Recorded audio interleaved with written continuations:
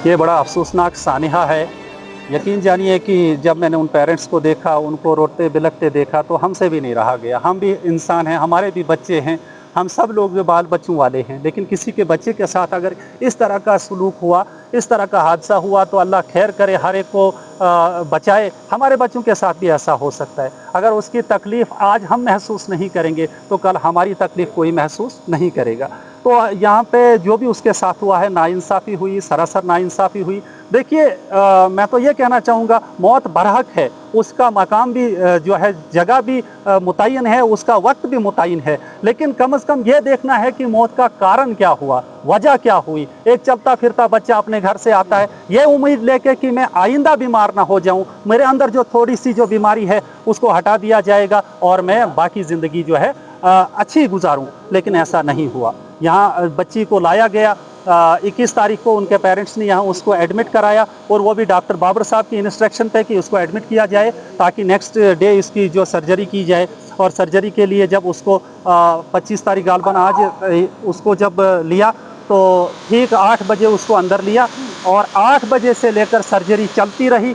तो वो 5:30 बजे उसको जो है बेहोशी की हालत में पेरेंट्स को लाया गया और कहा गया कि हमने इस बच्ची को जो है श्रीनगर के लिए सोरा इंस्टीट्यूट के लिए रेफ़र किया है, क्योंकि जम्मू से बेहतर जो है इलाज जी सोरा में है।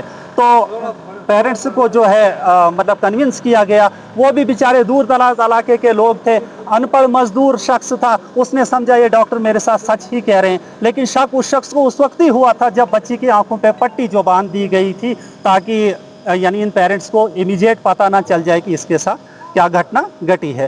तो कहना चाहेंगे कि डोडा जीएमसी के अंदर जो है, हम यहाँ के जो रिप्रेजेंटेटिव है और यहाँ की पब्लिक जो है, वो अरसा दराज से यहाँ पे ये सवाल उठाए जा रहे थे कि यहाँ पे जो है आवाम के साथ, पेशेंट्स के साथ सही ट्रीटमेंट नहीं किया जाता, तो कोई उनकी आवाज़ नहीं सुनता था। लेकिन जब आवाज़ उठाई गई तो उसको यहाँ पे जो है, मैं तो बताऊँ, एडमिनिस्ट्रेशन ने या हॉस्पिटल एडमिनिस्ट्रेशन ने यानी लोगों का ध्यान जो है इधर उधर करने के लिए डाइवर्ट कर दिया हमारी सोसाइटी को, ताकि एक दूसरे के खिलाफ ही आवाज़ें बाहर होती रही। लेकिन मेडिकल कॉलेज के अंदर जो भी गड़बड़ होती थी और जो भी गलत होता था, लेकिन यहाँ पे हमारे बड़े सीनियर सिटीजन्स या मैं उसको बाद सिविल सोसाइटी के नाम पे आए और डॉक्टर्स की सपोर्ट में खड़े हो गए कि नहीं जी, एमएलए महराज मलिक जो है डॉक्टर्स के साथ ज्यादती करता है। लेकिन यहाँ पे कई लाशें हमारी, यहाँ कई बेटियों ने हमारी, पिछली बार भी बलेसा की जो एक लड़की थी जो डिलीवरी की वजह से यहाँ पे डेथ हो गई थी और डॉक्टर ने उसको भी रेफर किया था,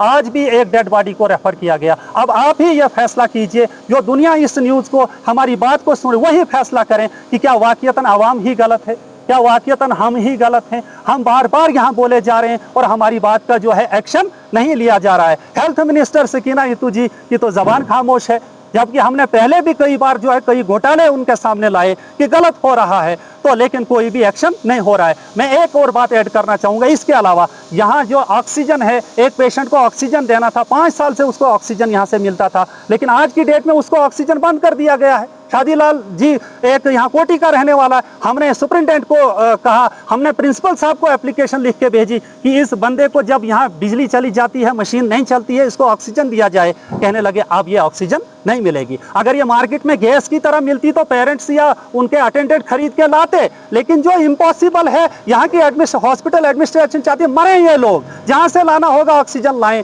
वहाँ से। प्रिंसिपल साहब ने कोई एक्शन, वो सीधा इनकार कर दिया। हमने मजबूर होकर ये कहा कि डीसी साहब के साथ आप राब्ता करो, हो सकता है डीसी साहब आपकी मदद करेंगे। तो मैं इन जी देखिए, मैं ये बात कहना चाहूँगा कि एसेंशियल सर्विसेज के अंदर जो हमारा हेल्थ डिपार्टमेंट आता है, बिजली आता है, पानी आता है, इसके अंदर कोई स्ट्राइक का कोई राइट नहीं है डॉक्टर्स को कि वो स्ट्राइक करेंगे। हाँ, स्ट्राइक करनी होगी, वो अपने जो ओवर टाइम होगा उसमें बैठकर कहीं पीसफुली किसी पार्क के अंदर करते तो चलता, लेकिन पेशेंट जो है वो वर्किंग टाइम के अंदर ये करेंगे स्ट्राइक, ये कौन सा इंसाफ है? कहाँ है वो जुडिशरी, कहाँ है वो एडमिनिस्ट्रेशन है? इसलिए कि वो अपर क्लास से बिलोंग करते हैं डॉक्टर लोग, वो अपर क्लास से बिलोंग करते हैं, इसलिए उनकी बात जो है मानी जाती, उनका जो दिल चाहे वो करें। लेकिन हम जो लोअर क्लास के हैं, हम जो बीपीएल के हैं, हम जो गरीब लोग हैं, तो हम लोगों के साथ कोई भी खिलवाड़ करे तो उसको इजाजत है।